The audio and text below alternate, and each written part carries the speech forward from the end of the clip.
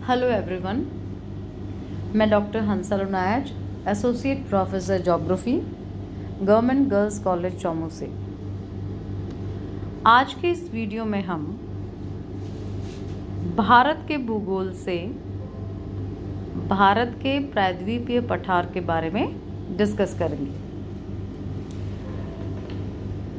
प्रायद्वीपीय पठार यानी पेनिनसुलर प्लेटो ऑफ इंडिया। प्रायद्वीपीय पठार के बारे में जानने से पहले चलिए हम यह जानते हैं कि प्रायद्वीप होता क्या है। What is peninsula? देखिए, peninsula is a piece of land surrounded by water from 3 sides. यानी प्रायद्वीप एक ऐसा भूभाग होता है जो 3 तरफ से पानी से घिरा हुआ है।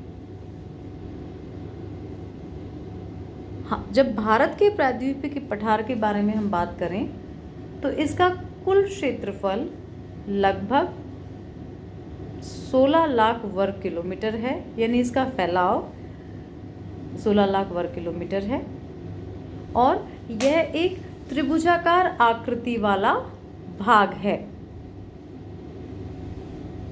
इसके उत्तर में गंगा सतलज का मैदान है और शेष 3 दिशाओं से यह समुद्र से घिरा है।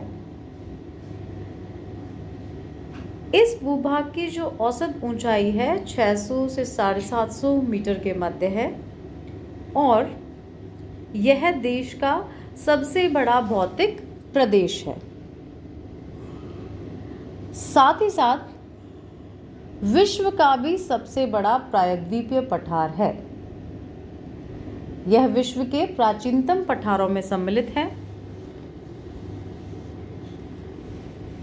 इस पठार में अनेक पर्वत स्थित हैं जो लाखों वर्षों की मौसम क्रिया से पूर्णतः प्रभावित हैं। यानी अपर्दन का जो कार्य हुआ है, वर्षों से चलता आ रहा है, वो इस प्रायद्वीपीय पठार पे हमें देखने को मिलता है।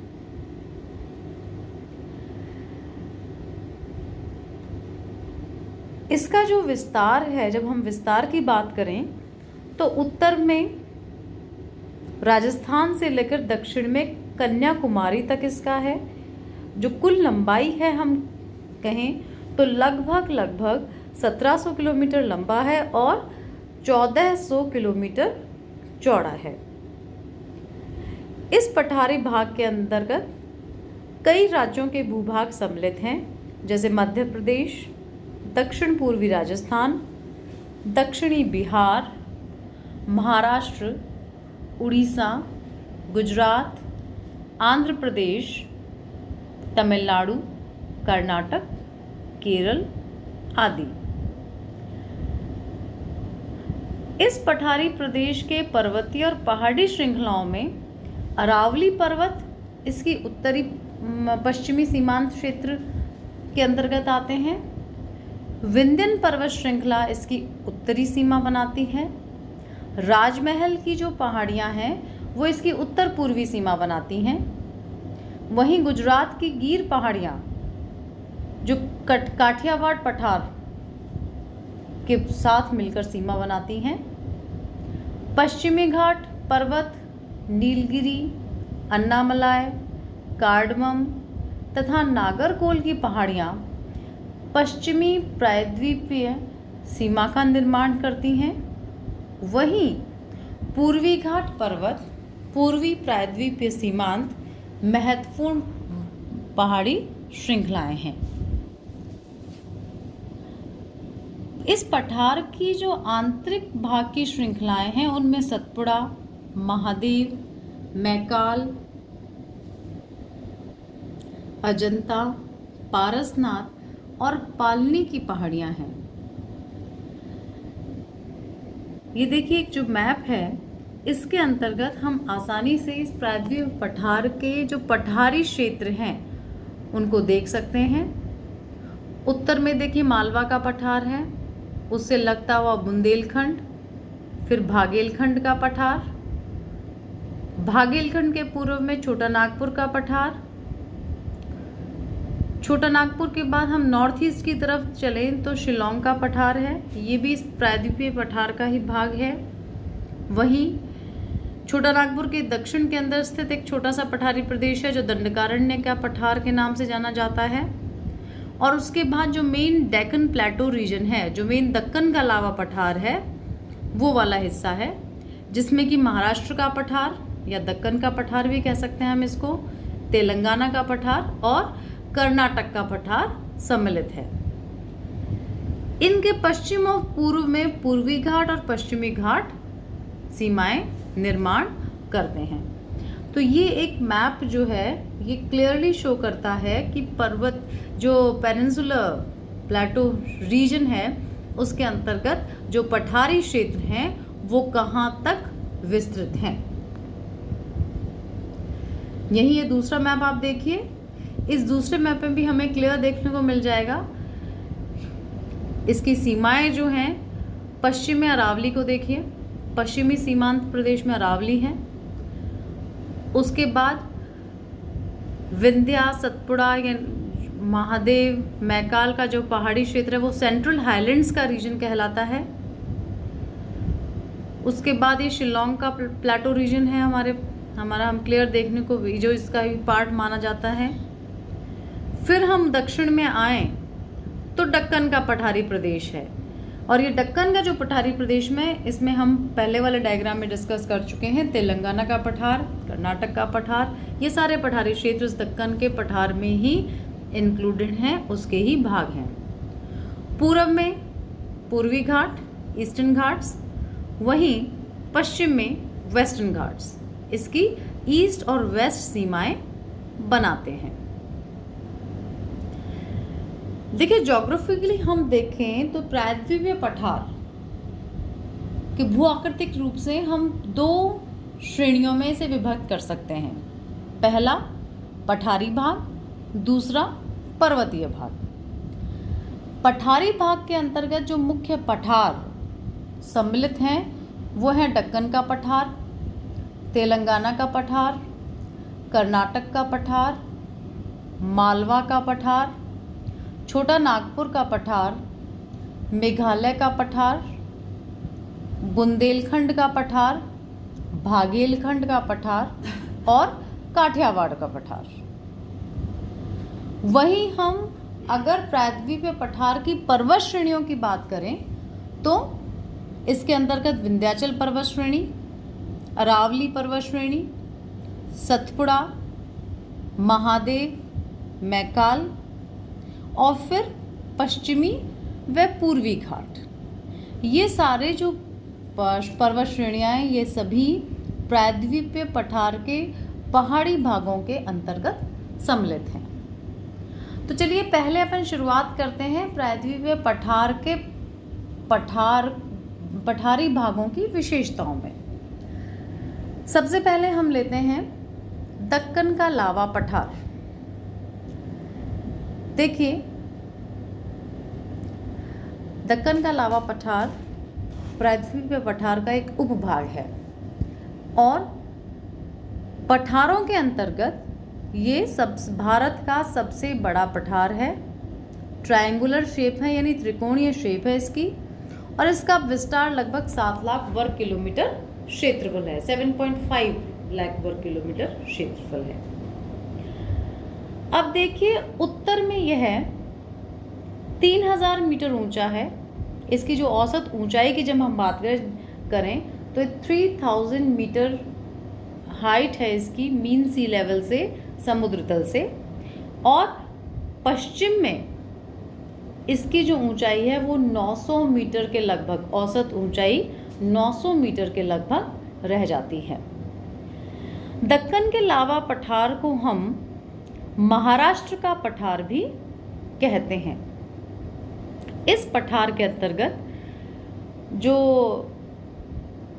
एरिया सम्मिलित हैं वो महाराष्ट्र, मध्य प्रदेश, कर्नाटक, गुजरात और आंध्र प्रदेश जो राज्य हैं उनके कुछ कुछ भूभाग भी इसके अंतर्गत सम्मिलित होते हैं। दक्कन के लावा पठार या महाराष्ट्र के पठार की जो उत्तरी सीमा है वो ताप्ती नदी बनाती है। इस मैप में हम देख सकते हैं ये ताप्ती नदी है, तो इसकी उत्तरी सीमा जो दक्कन के पठार की है वो ताप्ती नदी बना रही है। ठीक है, और पश्चिम में पश्चिमी घाट, पश्चिम के अंदर जो सीमा है वो पश्चिमी घाट द्वारा निर्धारित है इसकी।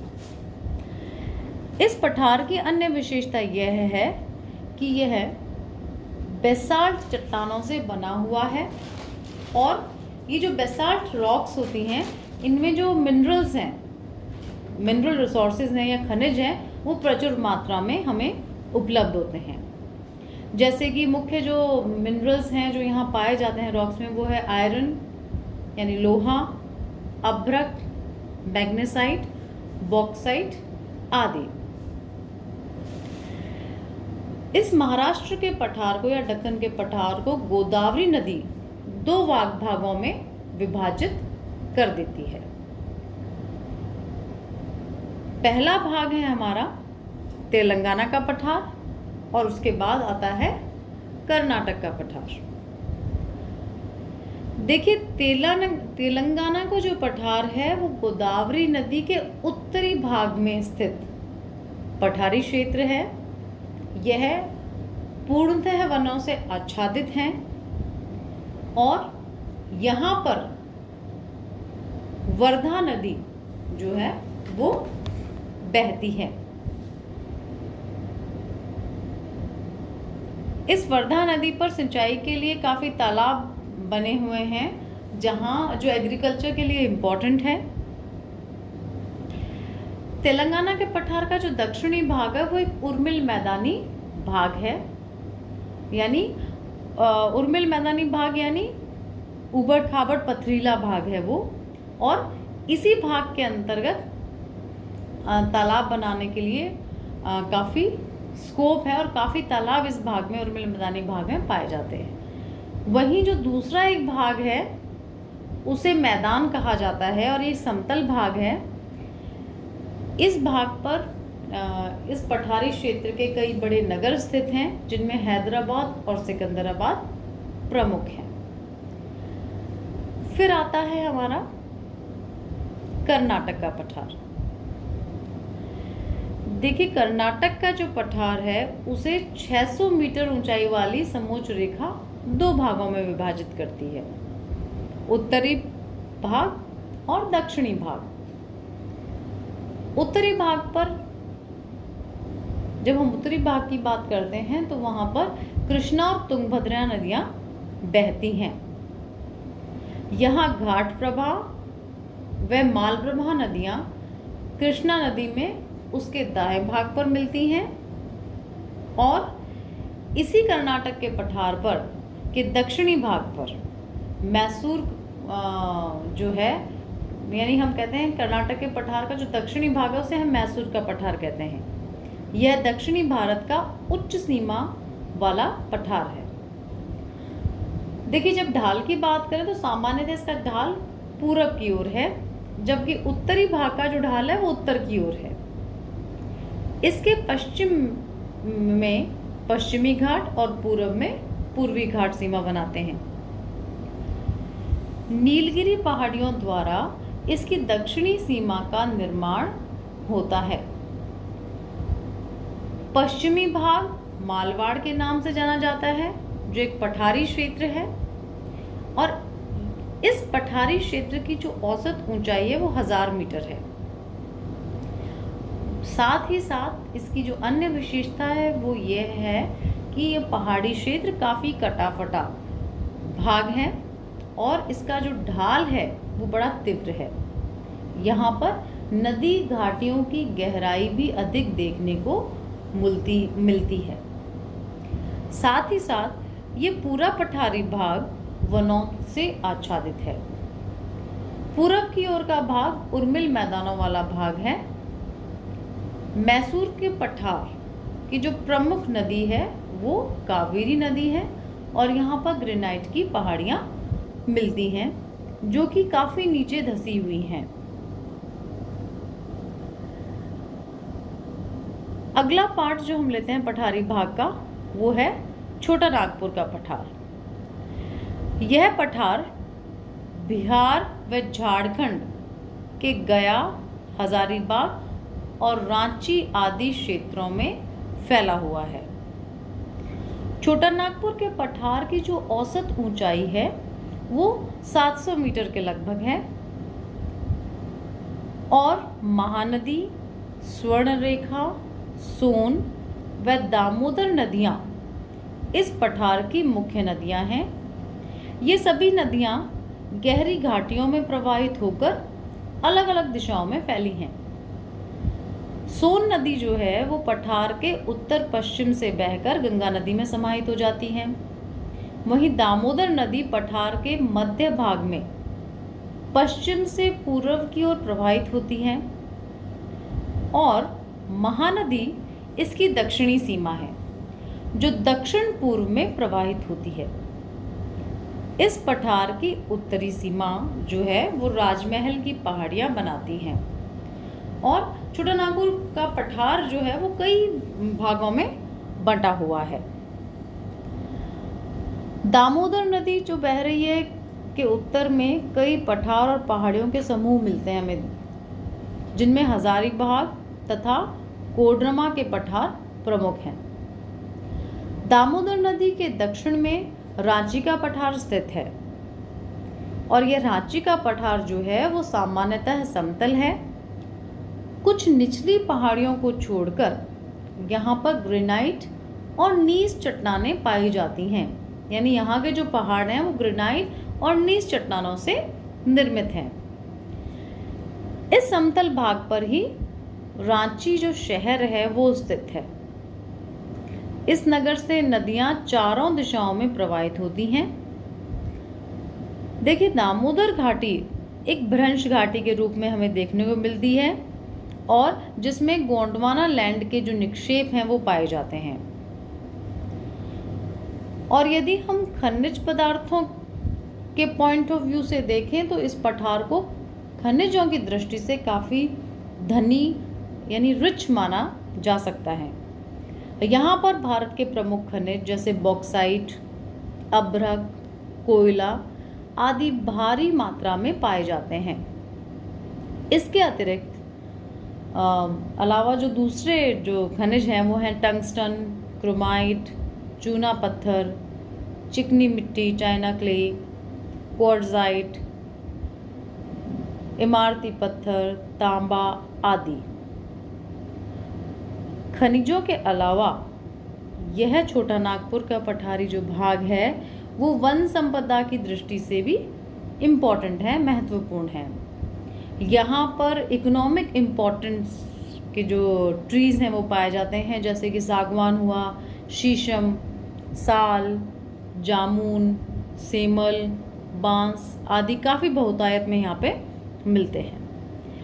जब फूड क्रॉप्स की बात आए, खाद्यान्नों की बात आए, खाद्यान्न फसलों की बात आए तो चावल की खेती पहाड़ी ढालों व नदी घाटियों में की जाती है। तो इकोनॉमिक पॉइंट ऑफ व्यू से जो है वो छोटा नागपुर का पठार काफ़ी महत्वपूर्ण क्षेत्र है।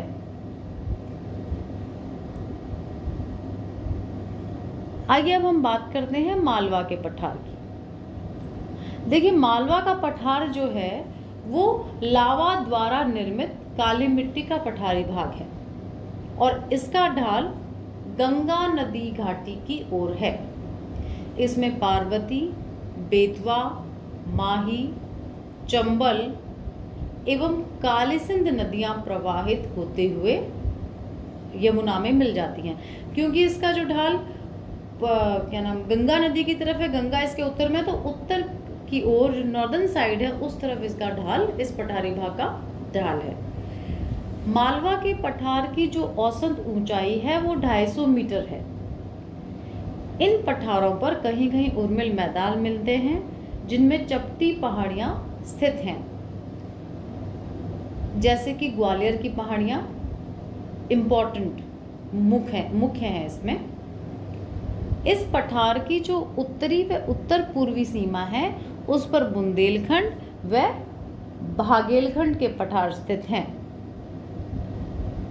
परंतु पठार के उत्तरी भाग में चंबल और उसकी सहायक नदियों ने बीहड़ भूमि का निर्माण कर रखा है। अब हम डिस्कस करते हैं मेघालय का पठार। देखिए, मेघालय का पठार जो है उसका निर्माण गोंडवाना काल के निक्षेपों से हुआ है। इसका उत्तरी ढाल एक लंबवत है जहां से ब्रह्मपुत्र नदी बहती है। वहीं जो दक्षिण ढाल है वो काफी स्लो और धीमा है।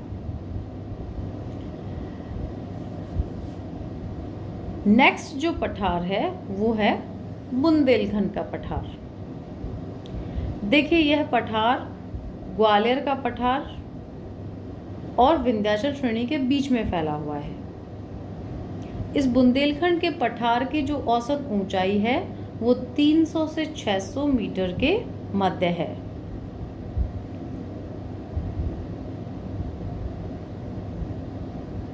जो प्राचीनतम बुंदेलखंड नीस से निर्मित है यह पठारी क्षेत्र, और इस पर सोपानी वेदिकाएं भी, नदियां भी हमें मिलती हैं। बुंदेलखंड के पठार के आसपास ग्रेनाइट और सैंडस्टोन की पहाड़ियां हमें आमतौर पर देखने को मिलेंगी। दूसरा जो इसका पार्ट है वो है भागेलखंड का पठार। भागेलखंड का पठार विंध्यन श्रेणी के कैमूर और भारनेर पहाड़ियों के पूर्व में स्थित है। यानी बुंदेलखंड से जस्ट लगता हुआ दक्षिण जो पूर्वी भाग है वहां पर यह भागेलखंड का पठार स्थित है। इसके उत्तर में सोनपुर पहाड़ियां और दक्षिण में रामगढ़ पहाड़ियां हैं। भागेलखंड का जो मध्य भाग है वो ऊंचा होता हुआ पूरब से पश्चिम की ओर फैला है, और यहाँ का जो वेस्टर्न पार्ट है वहाँ पर, यानी पश्चिमी भाग है, वहाँ पर बलुआ पत्थर व चूने के पत्थर अधिक पाए जाते हैं, और पूर्वी भाग में ग्रेनाइट चट्टानें देखने को मिलती हैं। अब अगला आता है काठियावाड़ का पठार। देखिए, काठियावाड़ का जो पठार है वो गुजरात राज्य में स्थित है।